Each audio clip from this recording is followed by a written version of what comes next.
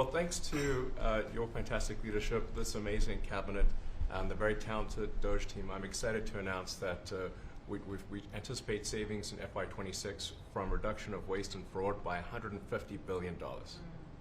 And I mean, and some of it is just absurd, like people getting unemployment insurance who haven't been born yet. I mean, I think anyone can appreciate whether, I mean, come on, that's just crazy. You know, some of these things, if people ask me like, well, how are you going to find waste and fraud in the government? I'm like, well, actually just go in any direction. That's how you find it. It's very common. it's, as the military would say, target-rich environment. So I think we're doing a lot of good in excellent collaboration with the cabinet to achieve these savings, and it will actually result in better services for the American people, and that we're going to be spending their tax dollars in a way that is sensible and fair and good. And your people are fantastic. In fact, hopefully they'll stay around for the long haul. We'd like to keep as many as we can. They're great, smart, sharp, right? Finding things that nobody would have thought of. Very computer savvy. Yes. We're working with hard to get the Trump Gold Card operational, hopefully in the next week or so. That'll be great.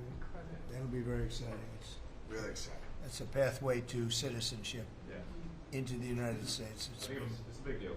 Yep, it's a big deal. Thank you very much. Great job you're doing. Thank you, sir.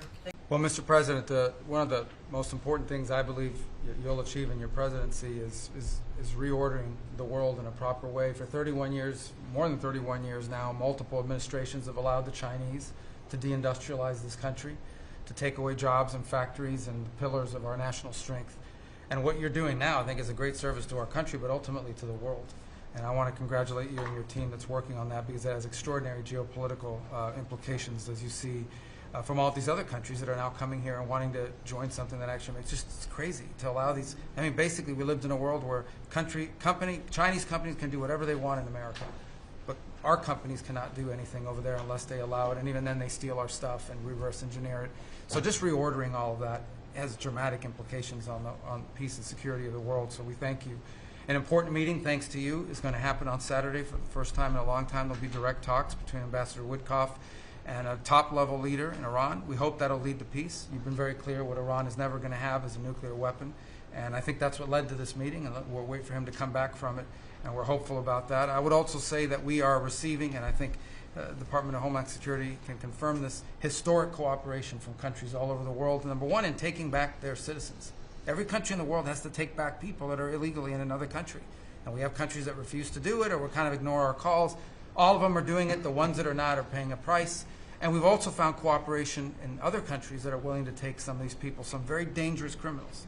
I know the President of El Salvador will be here next week, has really been a good friend of the United States in that regard. These are some of the worst people you'll ever encounter. And Pam knows this, and Christy knows this from the work they're doing. You know, and one last point I want to make, Mr. President, and again, it's under your leadership, it's actually under your executive order. If you come to this country as a student, we expect you to go to class and study and get a degree. If you come here to like vandalize a library, take over a campus, and do all kinds of crazy things, you know, we're going to get rid of these people, and we're going to continue to do it. So when we identify lunatics like these, we take away their student visa. No one's entitled to a student visa. The press covers student visas like there's some sort of birthright. No, a student visa is like me inviting you into my home.